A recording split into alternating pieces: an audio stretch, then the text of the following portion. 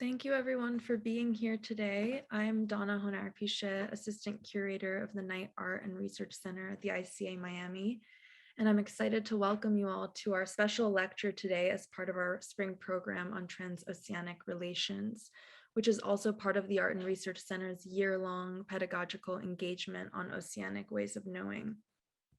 This Art and Research Center event, along with our pedagogical programming, as well as our digital initiatives, are made possible with the support of the Knight Foundation. I'm very excited to welcome our speaker today, SA Smythe, who is a poet, translator, and assistant professor of Black European Cultural Studies, Contemporary Mediterranean Studies, and Black Trans Poetics at UCLA, where they research relational aspects of Black belonging beyond borders. They are also a senior fellow at the Center for Applied Transgender Studies. Smythe is the editor of Troubling the Grounds, Global Configurations of Blackness, Nativism, and Indigeneity, a special issue for postmodern culture, and the forthcoming book, Where Blackness Meets the Sea, on crisis, culture, and the Black Mediterranean. Also forthcoming is a full volume of poetry titled Proclivity, which takes up a familial history of Black migration, trans embodiment, and Black liberation. Smythe organizes with students and other comrades on the broader COPS Off-Campus Coalition and other abolitionist anti-carceral groups across Turtle Island and in Europe. They are the winner of the 2022 Rome Prize and are currently based between Rome and Tongva Land, Los Angeles. Joining us in conversation with Professor Smythe, I'm excited to welcome Professor Nicholas R. Jones at UC Davis, who is the King Juan Carlos I of Spain Center's Scholar in Residence at New York University. He is the author of the prize-winning Staging Habla de Negros, Radical Performances of the African Diaspora in Early Modern Spain, and co-editor of Early Modern Black Diaspora Studies, a critical anthology, and Pornographic Sensibilities, Imagining Sex and the Visceral in Pre-Modern and Early Modern Spanish Cultural Production with Chad Leahy. Jones also co-edits the Routledge Critical Junctures and Global Early Modernities book series with Derek Higginbotham. Jones's research has been generously supported by the National Endowment for the Humanities, and he is completing his second solo authored monograph entitled Serpentine Blackness. Jones has also held visiting appointments at Georgetown University and NYU. Please join me in welcoming Professor Smythe on their work on the Black Mediterranean and our respondent, Professor Jones, for their conversation. We will end the talk with a Q&A, so please hold your questions until the end. Thank you so much and welcome both.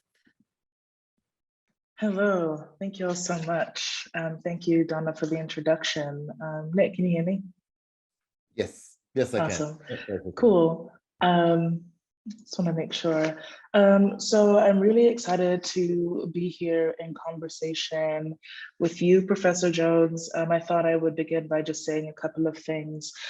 First, thanking the folks who are here to witness this conversation and really build out the conversation from things that were discussed over the first couple of days of the ICA seminar. Thank you to all those folks who were in the room then and now. I wanted to talk a little bit about Blackness in the Mediterranean and eventually to think a little bit about how this sort of rapidly expanding conceptual analytical framework has sort of been brought to bear on what gets called the contemporary crisis of migration, but which we can hopefully get into a little bit, to think about really, as Donna said, even in the description, a relationship between Blackness and belonging that is sort of more capacious than the ethno-national formations that we are used to, subjugated within, trying to resist, as the case may be. And also then to think a little bit about how that has been brought to bear on my own practice as a poet, writer, performer, and my practice in and through Blackness, right? How Blackness moves me rather than just sort of links me to an identity configuration that is itself ethno-racial. So yeah, those are a couple of things that I wanted to sort of put on the table. When I talk about Blackness in the Mediterranean, for folks who were not privy to those conversations over this seminar in the past few days, or who are coming to it unfamiliar with the term in general, I'm specifically thinking about a genealogy from Cedric Robinson's work, 1983 work, Black Marxism. In that work, Robin Kelly talked about Robinson's work and also the Black Mediterranean in general as being sort of a precondition to the Black Atlantic, or Blackness in the Atlantic, I would specify. And so that is really how I came to the term, having studied with, and not as a direct teacher, but in a classroom, but a teacher through his works, with Robin Kelly, having studied with and worked at Santa Barbara, where Cedric Robinson's thought had really germinated and took hold. And so thinking about Black Marxism and the Black radical tradition, as well as thinking about my own sort of roots and rootedness in a Caribbean context, bringing those things together is really how I came to think about and understand the Black Mediterranean, not least living and studying in Italy in particular, but also learning about histories of colonialism and coloniality that really reflected and refracted and intensified my own relationship to my own histories of these things. The term has really been used by academics, artists, activists primarily to think about the relationship to racial subjugation and racial capitalism born out of the Mediterranean that gets linked to these other Black oceanic cultures and spaces, specifically like we learned from Robin Kelly and Cedric Robinson from the Black Atlantic, right? I'm really interested in belonging is what I want to talk to you about, Nick, but I definitely talked to my therapist about it, but really what it means to be, to belong to a space, to a kind, to a people, to kin, to a time. I'm interested in really what that can mean for those of us who are invested in Black liberation, Black collective formation, and a dismantling of the usual suspects, cis heteropatriarchal white supremacy and racial capitalism. What does belonging mean and look like for people who are who are in identification with Blackness, hailed as Black, when that itself is sort of a bounded marker that has been made to perpetuate the same subjugation that we're trying to resist, right?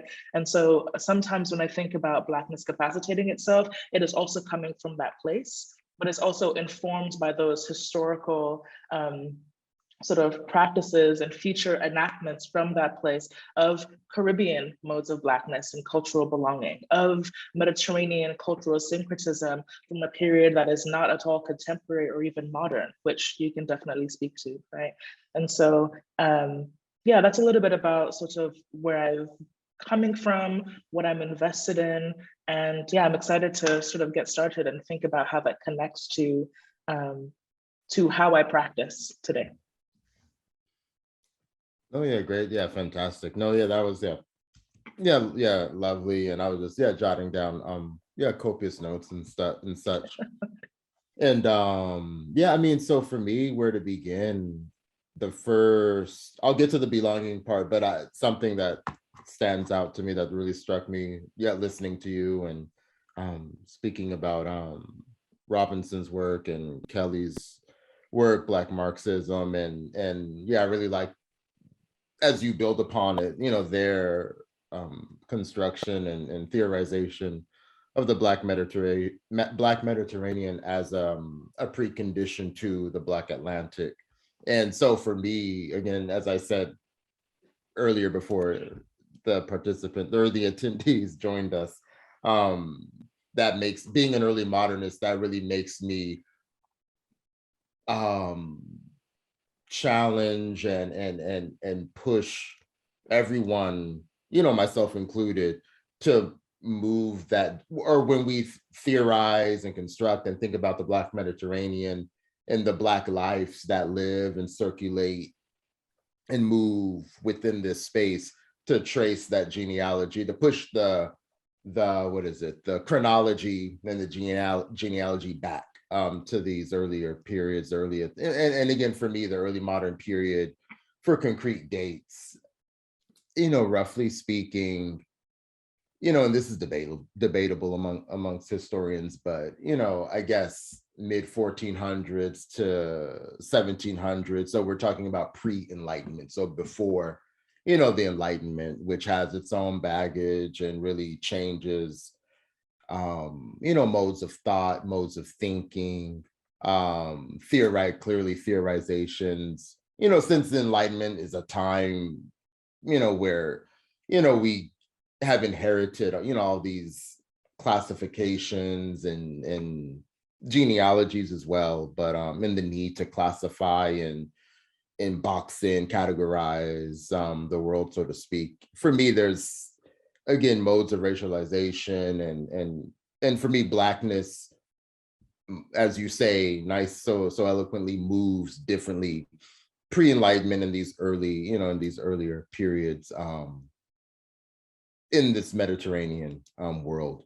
And again, for me, thinking as an early modernist and thinking about how I come to, again, this concept of Black Mediterranean definitely, considers not just Iberia, Spain, and Portugal, but also thinks about and you're more of an expert on this area than I am with Italy, thinking about Italy, thinking about Greece, thinking about the continent of Africa, not just Northern Africa, but even, thinking about Tiffany Lathabo King's work with the shoals and how Mediterranean, how, again, oceanically, if you will, and in thinking about the maritime voyages that were happening, at the turn of the 15th century, with Portugal specifically, thinking about, again,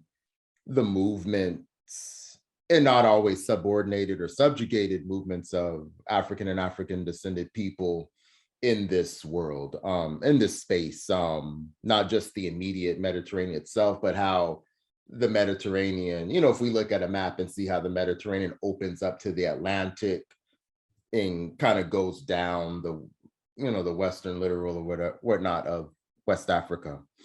And yeah, so for me, there's so much, again, potential and so much to think about with this space. And I think, and again, I really love the idea of belonging. And as I say, not to be polemical or confrontational, or if you will, but be both of those things. That's my gender. Let's do it. Yeah. And I like this language of belonging, kin, and liberation, because for me, I always put it out there at the front. I'm not an Afro-pessimist, right? And so, I take issue with many of the theorizations and tenets of Afro-pessimist thought. And so for me, again, I really admire and really like and gravitate toward this idea of belonging, and thinking about how, as you say, how Black people move, kind of thinking outside of Blackness as this as you say, this ethno-racial category or form of meaning, identification, and such. Really, again, thinking capaciously and thinking outside of the box, what Blackness means, and in this space of, in this world, of the Mediterranean, and parsing that out again with, kinship and ties and kinship, and, and thinking about queerness, and a lot of the work that I'm trying to read and catch up on and learn from, and in very recent, works in Black queer studies and Black trans studies and such, thinking about kinship beyond, again, thinking about, classifications, the heteronormative kind of binary of what kinship means. And so I do know in the early modern period, there's some like really fascinating and cool like Inquisition cases that explore that, first highlight and center West African understandings and constructions of kinship, thinking about, like third gender categories and such. So there's when you talk about kinship, that, and when I put kinship in conversation or define kinship through, a queer lens or Black queer lens specifically, there's, all these different, not only literary representations that many scholars have overlooked or dismissed, but also in the archive, there's lots of evidence and material and potential to really explode in really robust ways how we think about kinship and bonds and familial ties in the Black Mediterranean, and again, forms of belonging and community building, and even complicating Blackness as well, thinking about the Islamic and Muslim. Again, this is me thinking, as an early modernist, I'm not sure in the more, how this maps out or plays out, in the 20th and 21st centuries, our, present moment, but definitely in the earlier periods, there's some really fascinating examples of how Blackness in early modern Iberia, and even North Africa as well, thinking about Morocco, Algeria, Tunisia as well, how and where Blackness moves and intersects and vibes with Islam, or Islam in the sense of what's the word I'm looking for? Islam in the sense where it's not necessarily mapped out or constructed through Blackness, or I guess in more simple terms, non-Sub-Saharan African forms or representations of Islam, thinking about the Morisco communities in particular. The Morisco, and during the period, the Moriscos were Muslims forcibly converted to Catholicism, and many of them, or sectors of the Morisco populations who were wealthy and elite, had participated in the trans-Sahara slave trade and enslaved Africans, so on and so forth. So, all that aside, and again, liberation, that's always, important, very central and important to think about, as you so eloquently put, liberation, and thinking about, fugitivity and so on and so forth. So those are a lot of the things that I've had, that I right now have swirling around in my head and thinking about, and it's great. This is great.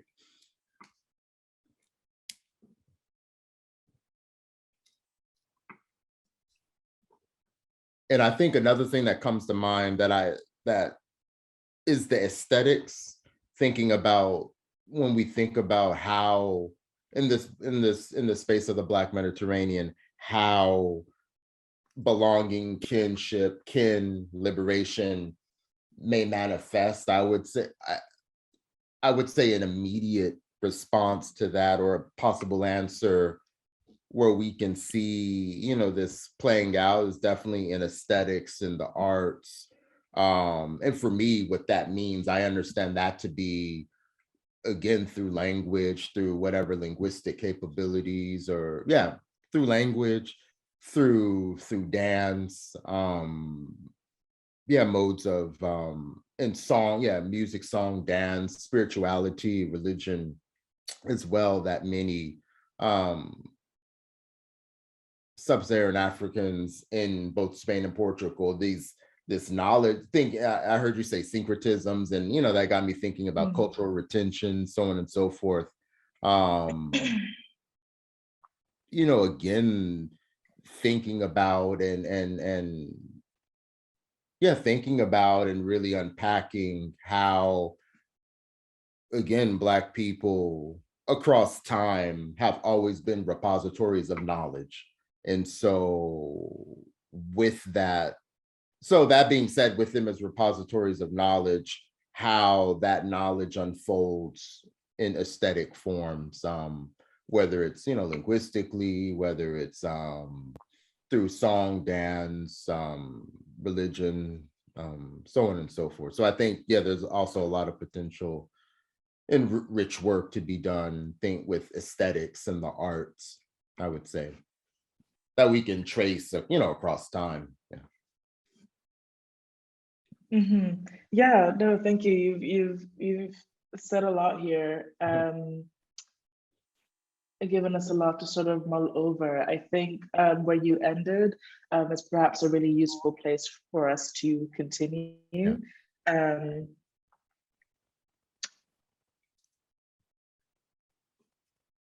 Okay, so there are a lot of things I'm trying to mentally trying to sort of map it out.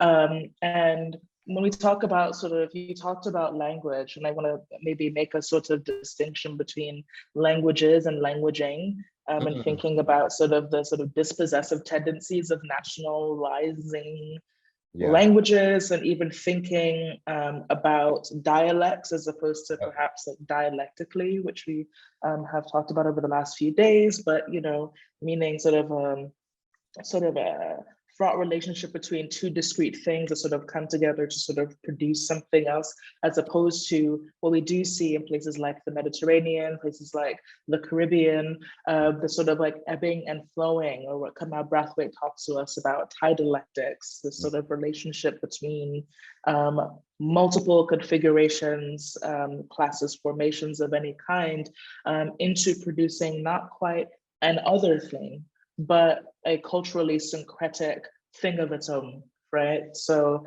I'm really interested in, that sort of in relation to what you're bringing up in terms of aesthetic practice. And I think that we can sort of locate possible ecologies of Blackness there. And I'm trying to choose those words carefully to not say that Blackness is locatable to any kind of geographic, but rather thinking, say with Toni Morrison, who talks to us about ecologies of thought, ecological thinking and ecological practices, where we can see the sort of atmosphere of our own becoming through the way that we think, the ebbs and flows of different sort of modes of relation. Yeah. Is that something that you see that connects the sort of temporalization that you've given us about the Mediterranean to what we can name as a contemporary moment? No, absolutely. Yeah, definitely. I would definitely, say that. Yeah, I would definitely agree with that. And I would say, thinking about, with, the ecologies of thought and this ebbing and flowing and dialectics, thinking about, and I guess perhaps it would be, a good time where I'll share my screen and share with everyone. It's a short trailer, maybe about a little over 2 minutes, from an excellent, and I recommend everyone, if you haven't seen it yet, it's an excellent documentary film called Gurumbe. And essentially, it came out in 2016. And essentially in Gurumbe, it's, a documentary that historicizes the legacy, the representation, but more so the legacy and perhaps afterlives, or maybe that's their question, where can we pinpoint, or what's the starting point even of potential afterlives of, Black people in Spain, and thinking about, and I would like to show this, because thinking about aesthetics, at least in Spanish cultural studies, there are a handful of scholars, not many, but a handful of, some scholars who have been linking Blackness to flamenco. And so, I'll be quiet and let the trailer and speak for itself. And I think that could be something interesting to kind of get the ball rolling, thinking about, again, movements and ecologies of thought, ebbing and flowing, and putting oceanically these different modes of expression and aesthetics, if you will, charting perhaps similarities or tensions in different oceanic, if you will, spaces and regions across the globe. Let's see, great. So that sound is on. I'm really interested in seeing this so that we can, talk it out. Okay, let's see. Expand.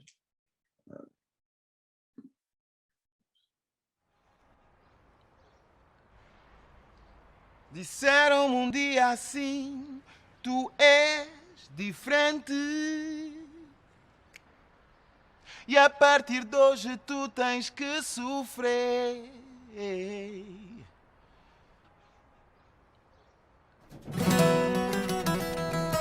Popularmente, todo el mundo pensaba que en España no hubo esclavos. Yo, solamente para la tesis sobre la Granada del siglo XVI, encontré 2.500 documentos de compraventa de esclavos.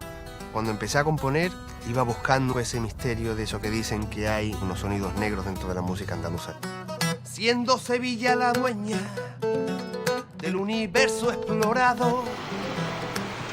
Por Sevilla entran del orden de 90.000 africanos esclavos. Un 10% reembarca para América, pero ¿y los 80.000 restantes? Los únicos países europeos donde hubo una población negra importante fueron España y Portugal. De lo que tenemos noticias de la importancia que tienen en los bailes, en la construcción de la fiesta callejera. Hay algo de lo negro que claramente ha quedado en la cultura andaluza, ¿no? Y en gran medida esas cosas no son materiales, sino son expresivas. El pueblo también tenía esclavos. Tenían esclavos los mercaderes, tenían esclavos los sacerdotes, todo el mundo tenía esclavos. En el Caribe afroandaluz se experimentaron muchas cosas y allí en Veracruz hay mucha relación con lo que llaman el fandango indiano. Y lo negro, sin embargo, se ha extirpado del arte flamenco. El negro es el otro, el negro es el esclavo. Se produjo una negación sistemática de cualquier vinculación de España con el mundo negro. En una ciudad como Sevilla apenas existe una memoria de lo que ha sido la presencia africana, la presencia negra en esta ciudad. Va a tratarme como me has tratado, antes de quererme me hubiera dejado. Va a tratarme como me has tratado, antes de quererme me hubiera dejado. Va a tratarme como me has tratado, antes de quererme me hubiera dejado.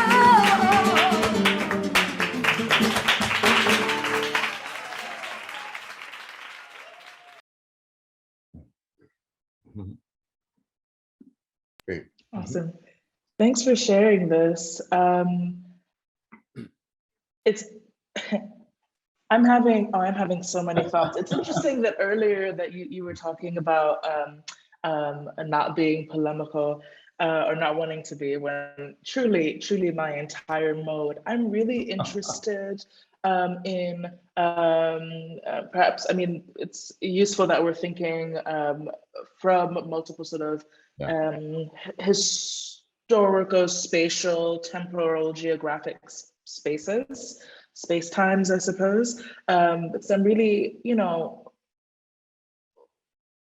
what I find really useful about thinking the Black Mediterranean and Blackness in the Mediterranean is that we can actually have a real conversation, or it can begin to deepen, open up real wide a conversation about racial subordination and racial capitalism, which renders Blackness and Black people, such as they become Black in a really temporalized sort of way, we become Black, extracted, right? We can think about it.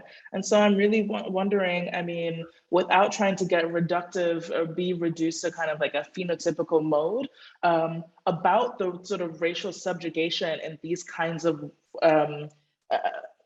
sort of framing, and what we can think about in relation to the Black Mediterranean, or the poetics and aesthetic practices of the Black Mediterranean, how we get free of these kinds of structures. Right? For example, we have, I'm thinking about, like, I think a lot about Latinidad just because of my own background, but, like thinking about Black flamenco. Flamenco is Black practices, aesthetic practices then, point blank, of the Black Mediterranean. But what do these aesthetic practices then tell us when they are disseminated, generated by and from and with Black people?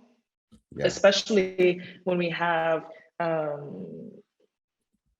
ethnographic anthropologic frameworks that are not led by Black people, right? They were just like, in terms of the talking head of the documentary, there was like one Black man there. And we see this time and time again in the Mediterranean when we're talking about aesthetic practices, right? So in my side of things, when I'm thinking about letteratura migrante or migration literature or literature of migration in Italy, or, you know, Black Italian film, poetry, performance, it is almost invariably Southern white or other ethnic Italians who are talking about it, right? So then we think about who was the raw material in terms of our study.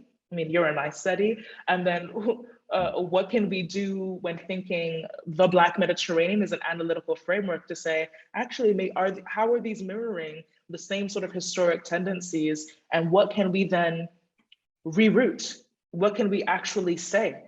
Not just as Black people, but people who are committed to thinking the Black Mediterranean as an analytical frame. How can we actually recommit ourselves to thinking through and sifting in the waters of these Black aesthetic practices? So that's like a sort of an open question, but it really is something that I'm thinking a great deal about in relation to my own artwork, which I will try to share in a little bit. How can we think more disruptively than this? How do we not just say, well, now they have uncovered something and excavated something, because sometimes their people are the ones with the books, isn't that right, Nick? Right, yeah. They're the ones with the archives, and so it's maybe not as difficult to sort of come to a frame of knowing. And indeed, it's perhaps, I would argue, through the Black Mediterranean framework, the same modes of knowing that we've always known and been known within. So actually, what can we disrupt? What can we really share in terms of, what can we really share in terms of Black epistemology, right? Black knowledge making, Black aesthetic practices that have not really been available to us. And really, who is us in this is also a question. No, yeah, so no, yeah, absolutely, yeah, that's have you one that doesn't have, doesn't have, I mean, it has answers, but there's so many, ways to answer it, and absolutely, spot on. And one, you mentioned the word with racial capitalism. You've mentioned racial capitalism and extraction and extractive. And and I love that so much, because right now I'm, in the middle of, working on my, second book, and it looks at then basically the entire works, the complete works of Cervantes and his handling, representation, for lack of better words, of sub-Saharan African Blackness. And so in the prologue of the book, which I've, used material and I'm working on an essay right now, a very polemical essay that precisely deals with that. And because again, in my immediate field of early modern Iberian studies, with, as a result of my book Staging Habla de Negros coming out, but also being in the thickness in the middle of, the Black Lives Matter movement and the deaths of, George Floyd, Breonna Taylor, Trayvon Martin, so on and so forth. Immediately, more specifically in my field of early modern Iberian studies, there's all of this, crazy stuff happening where you have particularly, white scholars who, as you put it exactly, treat the coming up upon or finding, the fact that, I've identified, 2 or 3, Black characters in a poem, therefore, I can make all of these, claims and make all of these claims and be able to talk about all of a sudden Blackness, during the period. And so, long story short, in this particular essay, but also in the prologue, and parts of the introduction in this new book that I'm doing on Cervantes, yeah, I get into all of that, again, problematizing, or in one sense, calling out a lot of this behavior to these scholarly interests and such, that for me, I take as, superficial sometimes, as extractive, or participating in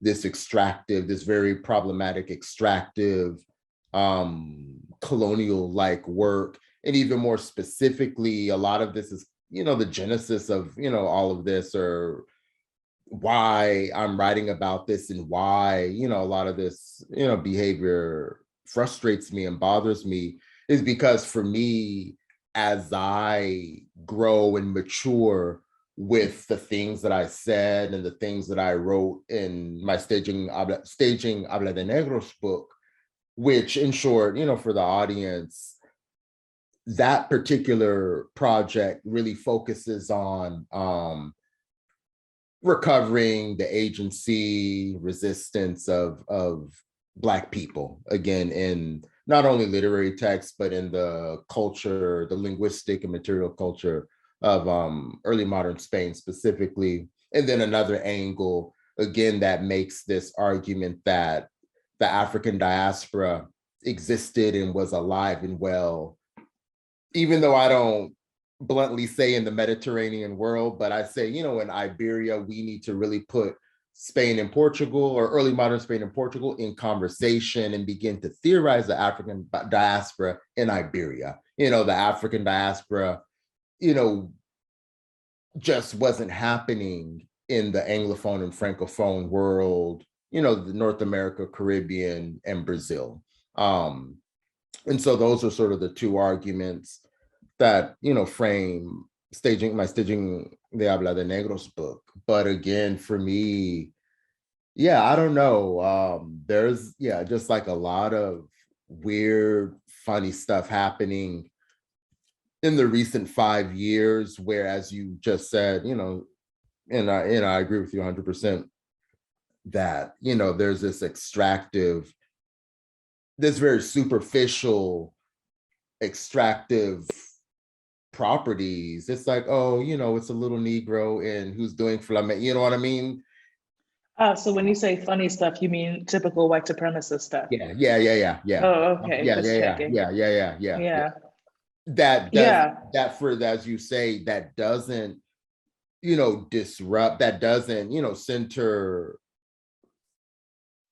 Blackness in a way, and as I quickly jotted down the question, what do, again, we as Black people have to say and tell, where are we in the dissemination of a category such as, Black flamenco, or whatever, aesthetic practices. And so,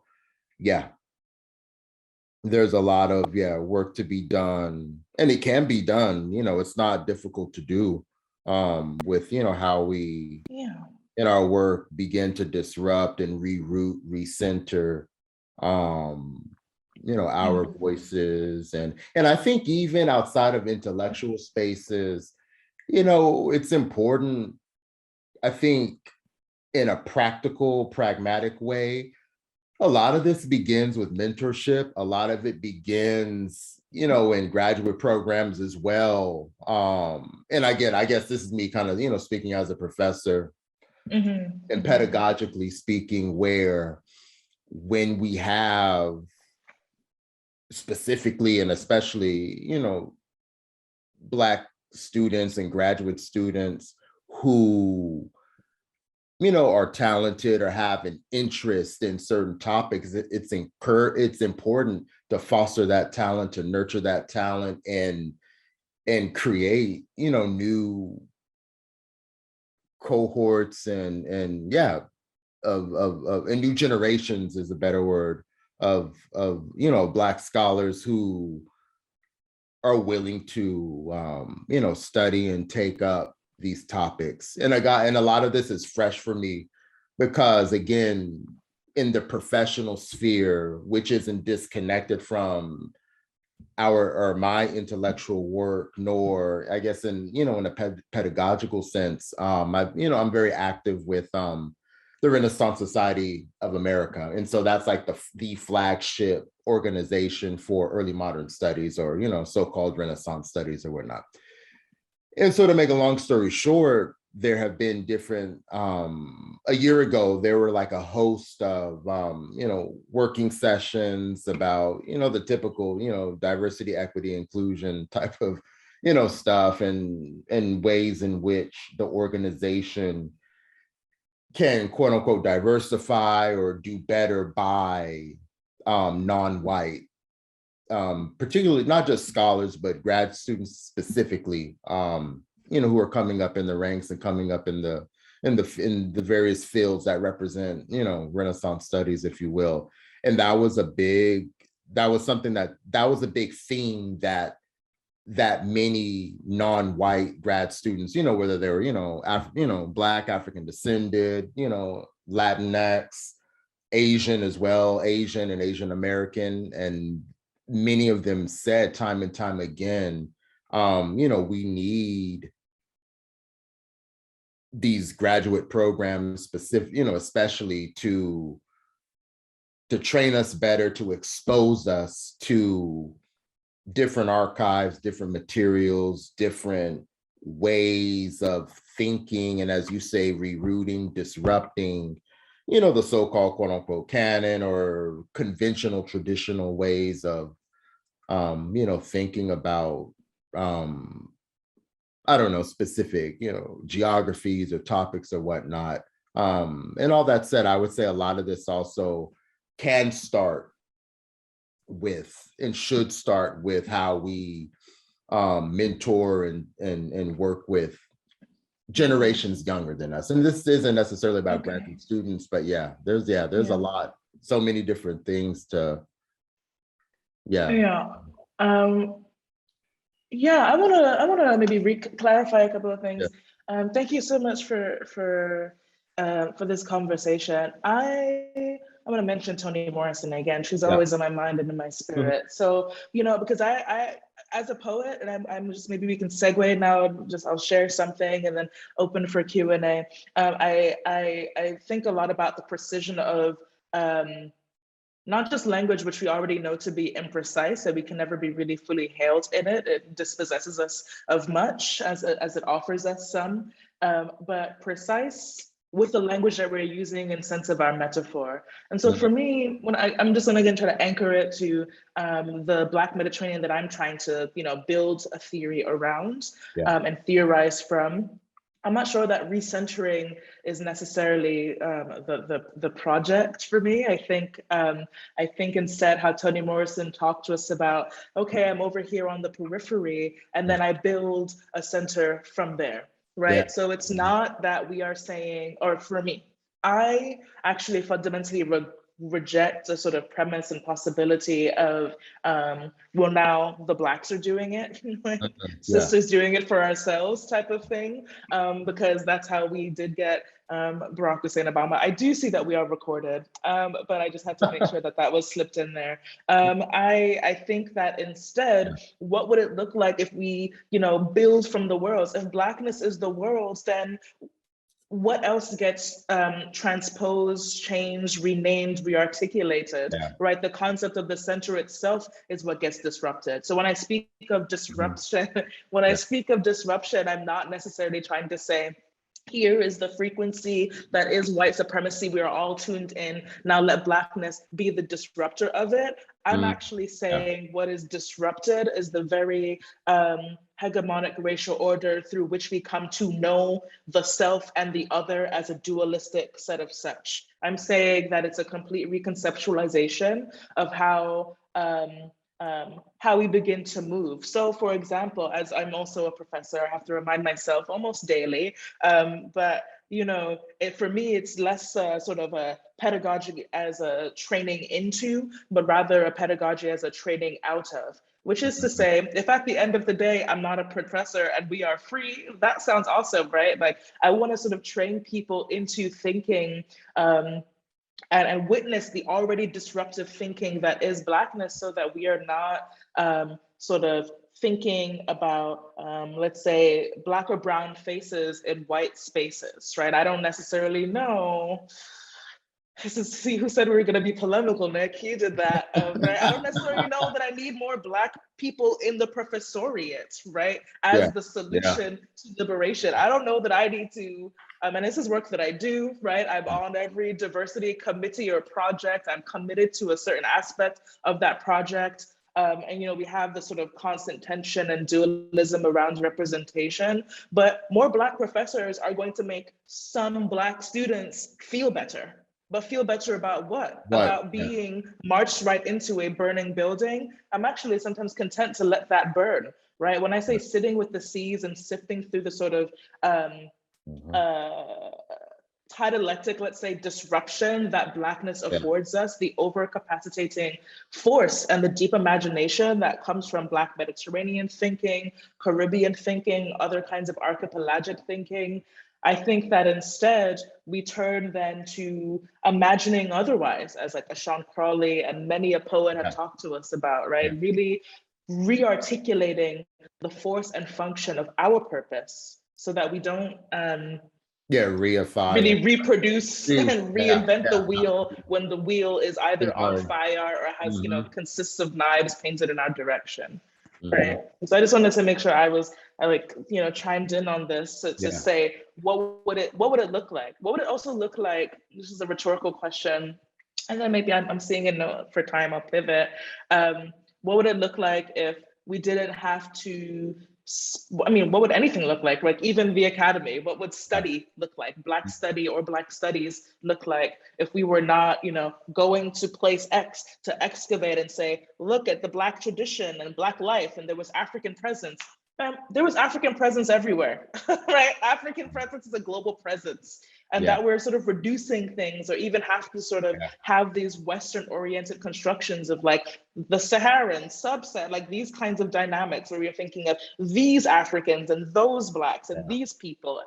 The global presence of African and Black life is radically rooted throughout the world. Yeah, of course. Right, the impact of Black thought and knowledge is itself also planetarily and globally construed and constructed. What would it mean for us to then begin from that place and not have to say, what I mean, I'm speaking, you know, real questions for me, you know, that I don't have to have in an introduction to my book. Well, the African presence in Italy was for a generation, right? What does it mean to say, you already know what it is? And if you don't know, that is sort of like a willful practice. I'm speaking to a we that knows, right? And seeks to sort of begin from that kind of place. And so that's going to be my segue, because that is also why I have turned to sort of an art space, like an artistic creative practice, where I turn to poetic form and genre, where I don't have to sort of commit to the kinds of authorizing modes that traditionalize and sort of regiment what I know to be knowledge. And the we that I'm trying to hail into existence, into like the sort of becoming into Blackness process that I find deeply liberating, I can sort of just try. I can do it. I can sort of free form exist in relation to that space. And it requires a kind of rigor that those who are in the conversation with me through those practices can also realize and be invited into, right? It's not closed. It's sort of welcome here where we are. Let's see if we can be kin, right? And so without further ado, I'm just gonna, I do have to take these off though. So let me do it before I do that. I'll find myself on my camera here. So to that end, I'm thinking about, you know, as Zana mentioned, this poetry collection that should come out next year, Proclivity, and sort of building out from there, sort of an art sound installation, arts practice. Okay, Proclivity machine, and you know, I'm really interested in the idea of proclivity. We didn't really talk much about sort of Blackness and queerness and how those are sort of mutually constituted things, although I know that you think about that as well. But I think about proclivity, which is can sometimes be synonymous with sort of tendency, to think about the ways that we tend or trend or ebb towards things, either processes of kinship, of belonging, of liberation, and so on and so forth. Really thinking about how those things sound and feel. I realize I should, let me try to pull this up quickly before PDF. I hope you can't see my screen right now, just a lot of tabs. No, well, so I have this poem that I'm going to read from, and I'll try to pull up an image after I stop talking, but it's an Ouroboros and it's contrapuntal. And so it's kind of me trying to sort of work out a theoretical way of communicating that is taking to the poetic form, that allows us to sort of think contrapuntally, which is, Black people, Black Americans especially might know it as call and response, right? You say something, I respond back, there's something that is produced in that engagement, and it requires both sides of that thing for the thing to exist. So a contrapuntal poem doesn't have to be any kind of way, but we can imagine it as like column A, column B, and then through those two being read together, the third thing, the contrapuntal poem, is produced. And I've done this in an Ouroboros form, which is like the sort of mythical snake figure, which means it can be read, forwards, backwards, up to down, left to right. Again, that's why I want to show a picture. It can be read many ways and sort of have different kinds of meaning. And then what I've done through the proclivity machine, which I've built with the help of a sound engineer here in Rome, sort of built out this this app. So this is something that we built from scratch, which is why it looks so, it's a little janky. But it's sort of the first draft of the thing that we're sort of building out. Try to bring in other atmospheric sounds, right? To give dimension to what I already tried to do through displacing the poem on the page, to really figure out like what is the contrapuntal sounds like, right? What does it mean to sort of enflesh, enliven, and sound in these works and worlds, and build a soundscape that connects me to, in this case, the Mediterranean, but also the Caribbean, because the poem is called John Canoe Dreamers on Every Shore. And you might know John Canoe from Caribbean as well as West African practices, and the sort of different figures like the pitch patch and like these other kinds of figures that are sort of people sort of wear the costume of during the holiday season. Let me read the chat in case there are any Caribbeans who are like, oh, oh yeah, Nalo's also a dear friend and a great writer. Okay, we'll get to that. Yes, so I think without further ado, at the bottom you see, I pre-recorded them while we were talking, these sound clips, violin sounds, overall recording, and sort of different water sounds that I picked up with a field recorder throughout the Mediterranean, because I'm interested, like I said, in the capaciousness of Blackness, but also in containment, right? Because the figure of the Black person, also known as the Black body, quote unquote, through the violence of this, that gets animated geographically, we get to think really about how Blackness gets held, get contained and regulated. And I want to think about that in relation to the sea, right? And on other sort of liquid spaces beyond Blackness, right? So when we think of the Mediterranean, we go the Mediterranean Sea. But in my more scholarship side of things, I'm studying also and trying to sort of like amplify the stories of migrants who committed suicide over the last 5 years. And so many of those cases were not in the Mediterranean Sea. Actually, one case was like in Venice or in Torino, in Milan, or right on the Adriatic coast instead, after making it across the journey from Africa into the European side of the Mediterranean.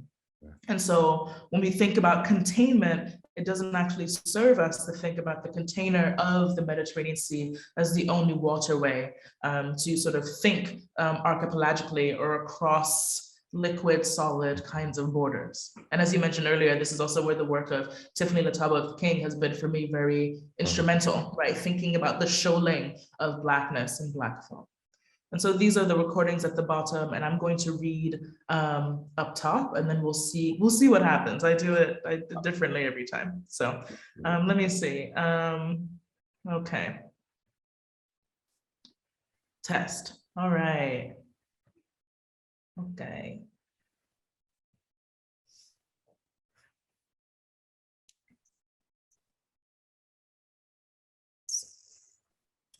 Can you see if I open this?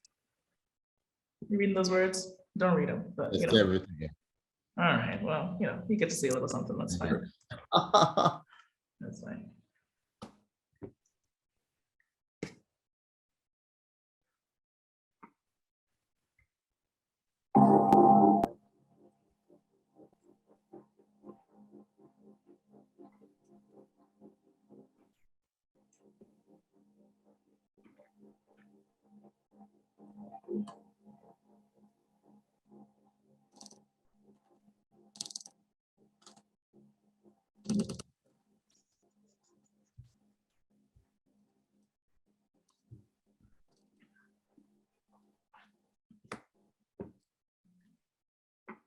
It's all working. We lust, we carry on through all kinds of meals, swallow fistfuls of gold and adorn new rivers, whittle the Arawak's clay to no end. Why split the seams? Who questions this pitch-patch freedom? The maroon mammals? Hold a mirror to a mirror and say, Guan, please brickle my archive. Say, at the gathering, ribs hollowed favor, crowd tender spectacles, sulking steel drums that uncage my sweat. Body our shores. Miracle into impossibility, a contrary flow. Ditch the cambered flesh. Keep throating this crescent moon.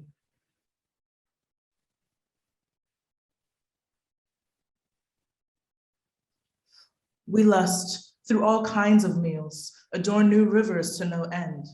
Who questions the maroon mammals? Guan, please brickle at the gathering, crowd tender spectacles, uncage my sweat, miracle into impossibility. Ditch the cambered flesh, keep this crescent moon, throating a contrary flow. Body our shores that sulking steel drums and ribs hollowed favor. Say, my archive. Say, hold a mirror to a mirror in this pitch-patch freedom. Why split the seams? Whittle the Arawak's clay and swallow fistfuls of gold. We carry on.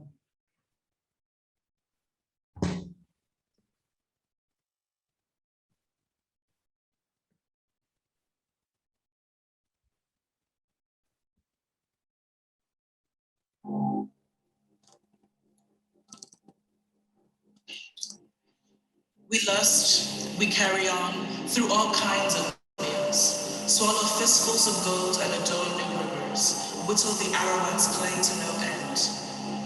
Why split the seams? Who questions this pitch-patch freedom? The maroon mammals? Hold a mirror to a mirror and say, Juan, please brickle my archive. Say, at the gathering, ribs hollowed favor, proud tender spectacles, sulking steel drums that uncage my sweat. Body our shores, miracle into impossibility, a contrary flow. Ditch the cambered flesh, keep throating this present moon. We lust, we carry on through all kinds of meals, swallow fistfuls of gold and adorn all kinds, whittle the Arawak's clay to no end. Why split the seams? Who questions this pitch-patch freedom at the gathering? Mammals, tender spectacles. Hold a mirror to a mirror and say, Juan, please brickle my archive. Say, at the gathering, ribs hollowed favors of the crowd, tender spectacles, sulking steel drums that uncage my sweat, body our shores. Miracle into impossibility, hold a mirror to ditch through all kinds of meals. Swallow fistfuls and swallow fistfuls.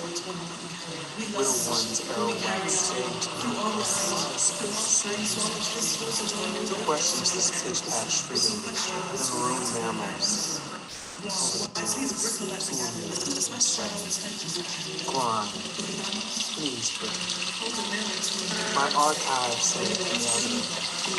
Ribs hollowed favor. While under spectacles, sulking still drums and sweat.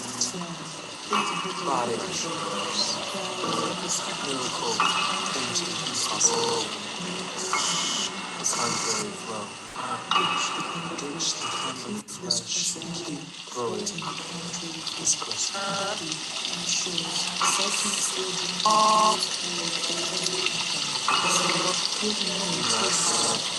Carry on, all kinds of things. Swallow good slaves.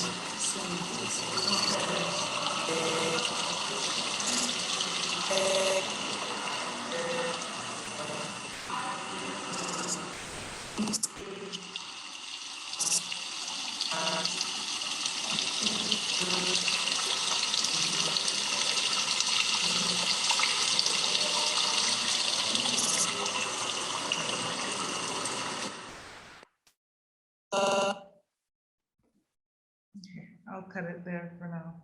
Thanks.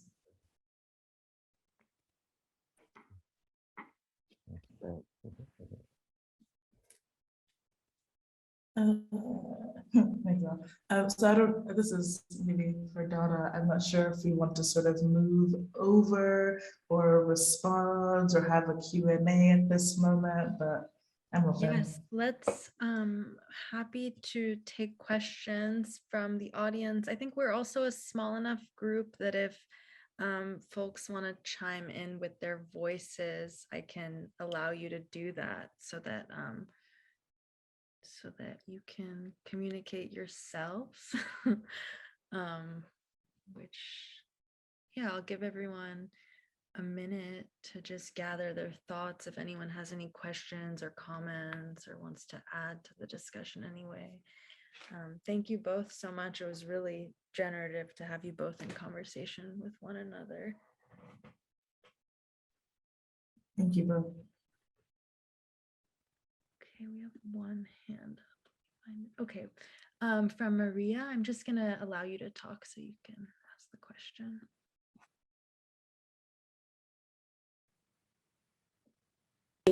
Hello, can you hear me?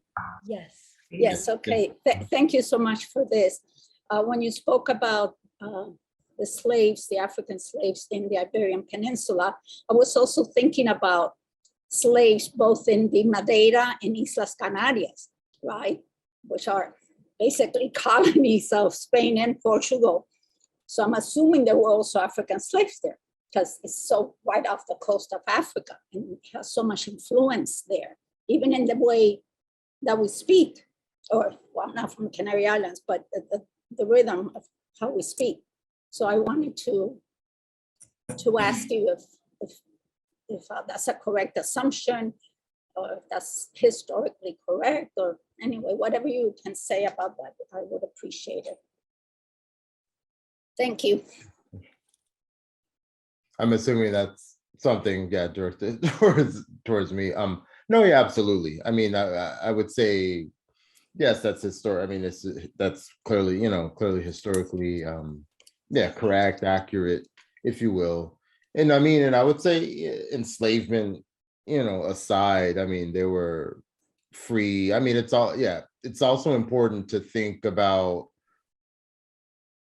free Black communities and spaces as well. And so both on the, the various offshore islands, as well as, on the Iberian Peninsula, there were always, free Black people. I mean, and to reiterate and to cite the historian Michael Gomez, who's an Africanist, it's important for us to undo the assumption that, or the starting point of the existence of Black people with slavery. And so, there were, free communities and populations of Black people, on those, islands and throughout the Mediterranean as well. What else was I going to say? And then also specifically with Canary Islands, thinking about, the indigenous communities of the Guanches as well and such. But yeah, absolutely. What's the name again of the historian? I'll Gomez? put it in the chat. Michael Gomez, he's at Thank NYU. you. Yeah, I'll put it in the Thank chat. you. Michael Gomez, NYU. Yeah.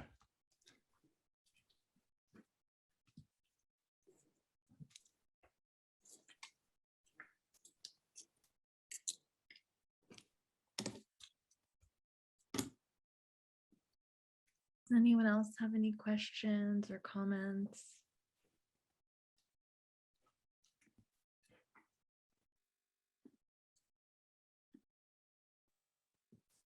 Well, if I can, if I can say something. No, I asked the question also because I know about the bringing out African people to the Americas, both by Portuguese, Spanish, of course, all the European countries did that to different parts of the world. But I did not know about the Iberian Peninsula, and even in the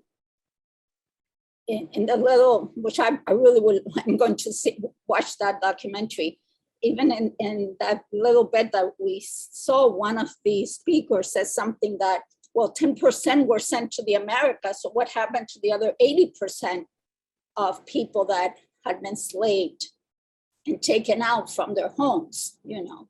And yes, I agree, we can't think of a particular group of people, in this case, Africans, just being slaves, the same way that we can't think of them just being the ocean, you know, the Middle Passage or whatever, like SA was mentioning in our previous conversations or seminars. But thank you, that's one of the reasons. To me, it's like completely new information, and Yeah. I really appreciate it. Thank you.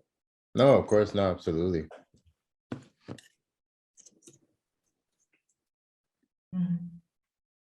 We have another question. Hello. Hi. I just had a question regarding how the kind of like skin color of like Black identity, I came in late, but how that was perceived in the early modern period, because Africa was known to the ancient world and not in a way that we conceptualize it, but in a different way, because you had African leaders of the Roman Empire and you had kind of African, you know, military involvement on a limited scale with the ancient world. Yeah. And there were also empires known through the spice trade. And so how was in the early modern period, what does the scholarship show? And interestingly, how does that kind of mesh with the new scholarship that I've read about, like atheists? Like now they're starting to say that they were like actually non-believers, and even kind of vocal non-believers. And so just this, what was the diversity in the early modern period that maybe we haven't seen until now with recent scholarship? Nick, this is obviously a question for you, so I'm gonna just give a little sentence so that you can have your area of expertise. Oh yeah, I want to make sure that before we leave here, Vince, this has been such an honor to be in everyone's presence. We need to ask ourselves, who is we? I just want to make sure that the things that I have been sharing have been heard, right? So I want to make sure that it is clear that at the end of the day, when we say things that we don't know, that is undermining the entire sort of framework that I've particularly been thinking of in this long storied, centuries long genealogy, in terms of how, right, how who we come to be and how we come to be a we is itself constitutive and sort of attached to a foundation of anti-Blackness. We can think about, before the talk, Nick and I were talking, right, about Catherine McKittrick's work and Black mathematics and mathematics of living and unliving.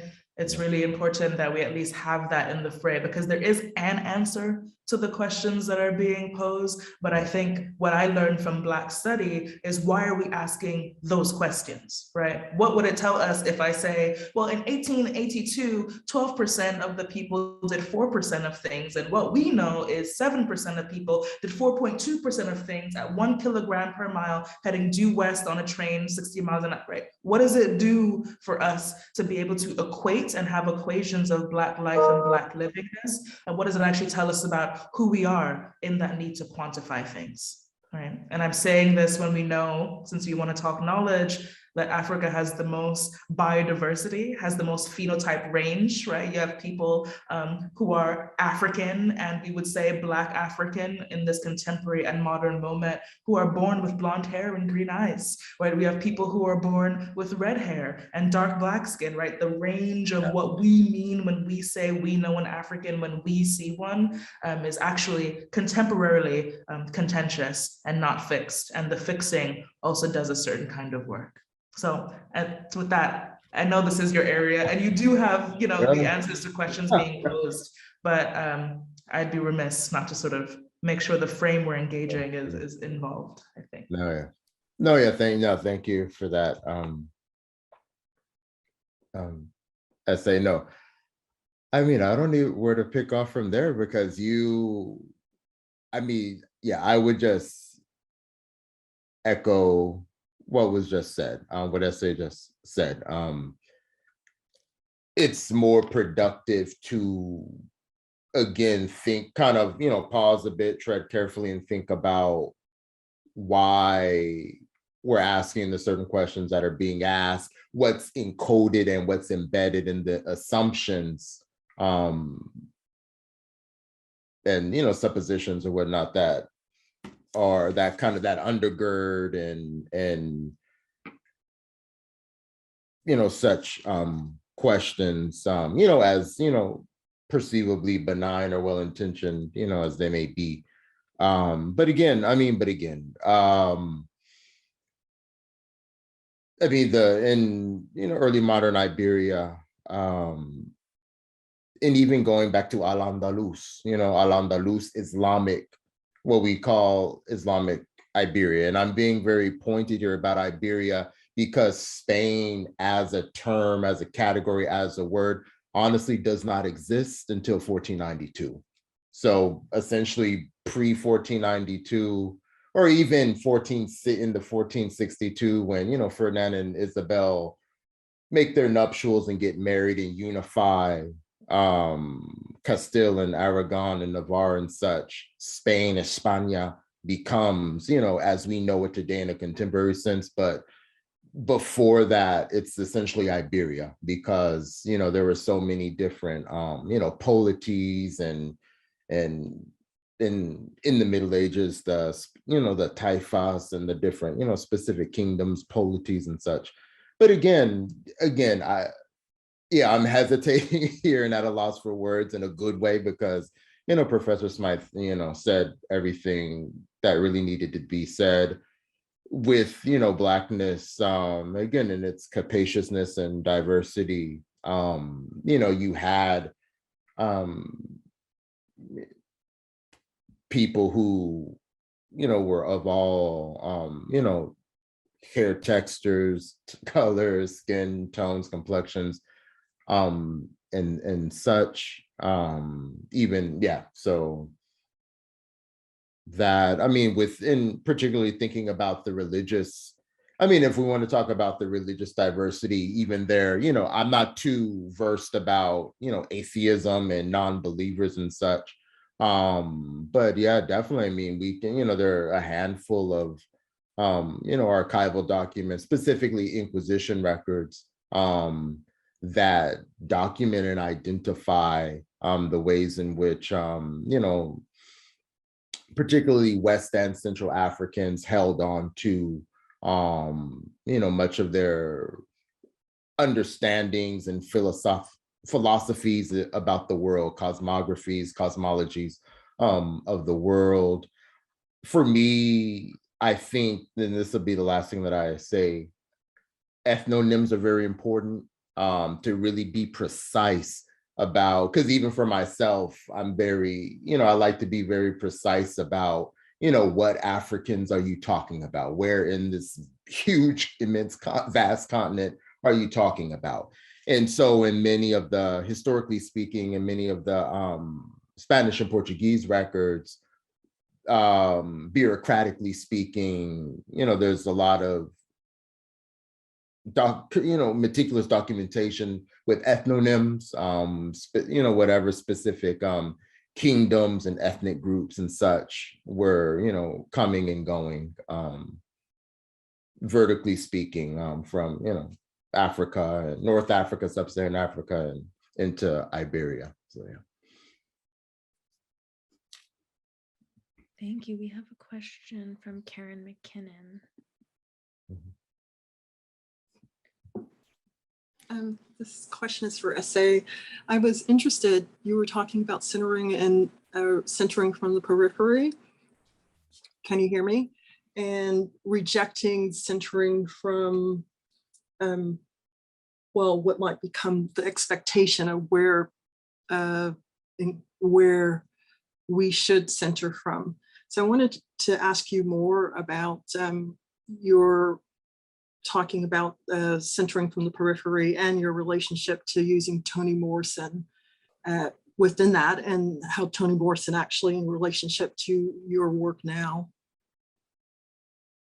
Thank you so much, Karen, for this question. I think since we're talking about precision, Nick, I think really what I was trying to say was, well, I don't have the precise quote, so that's why I was sort of speaking around it, but she does talk about sort of, she mentions the word periphery when she's talking about pulling together a world from the periphery, and that becomes her center, right? So that is for me a little bit different than like centering from the periphery, even though it also is understood as such. And that has been foundational for me on multiple fronts. I mean, she really is just one of my sort of guiding forces, and on just like too many fronts to name. This could have been even just a seminar on her work, but oh, nice, thanks. Thanks, Anna. So the quote is, I stood at the border, stood at the edge and claimed it as central, and let the rest of the world move over to where I was, right? So it's really about sort of moving, it's not periphery, it was edge, which I think is also useful from the readings of the last couple of days. Again, Tiffany Letabo King, who talks about the edgeless relationship between, you know, anti-Blackness and anti-Indigenous action, sentiment, practice, ontology. Toni Morrison has been really useful in her writing for my practice as a writer, but also when I was trying to think about the phenomenon of migration literature, Black Italian literature, and cultural production, which we were talking about earlier, right? Which often has white people talking about and authorizing it, right? And saying, look at the African presence. The African presence has been with us all along. And like, that's supposed to be revelatory. And even though, I mean, it's seductive. I talk about it as traumatized citizenship. Jen Harichawan has theorized this frame, but seductive citizenship. So the seductions of state-crafted identitarian belonging, where we're like, either we are allowed, because it is an allowance, to inhabit and sort of ignorant role of what I didn't know. I didn't know the African presence in place X or Y or Z, right? Or we can say, well, I already knew that, and why are we talking about this? And so now we can turn and talk about something else. And either way, we're in relation to the same kind of project, right? Which is that there is a state, or there is the thing, there is a canon, right? Which is also statecraft, a thing to belong to. And we're either in antagonism to it, like, why am I even looking at that canon? Which is also looking at it, right? This is Orientalism 101. Oh no, that was me who did that. Because I said periphery.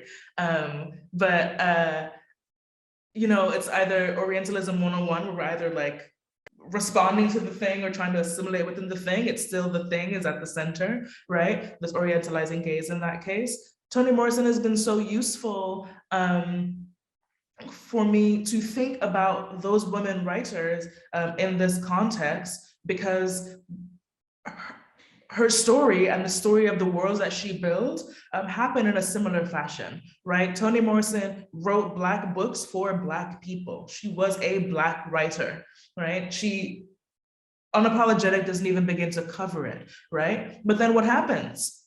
In 1990, she wins the Nobel Prize for Literature. And then I was a bookseller, right? I worked at Barnes & Noble, and like all little indie shops and these kinds of things. She moves from what used to be the African-American Negro section, right? Those words also changed over time, into literature, we saw her canonization when authorized by this European supranational force.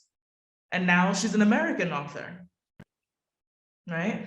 And so we think about the sort of authorizing force of her canonization and how she still sort of did not move, right? She still stayed at that border, right? Because it was a border that she could sort of mark and claim as her own. And the worlds that she built were worlds for her and her kin and no one else. But feel free to, you know, take a look. It's in a book, you can enjoy it, right? But it's not for you.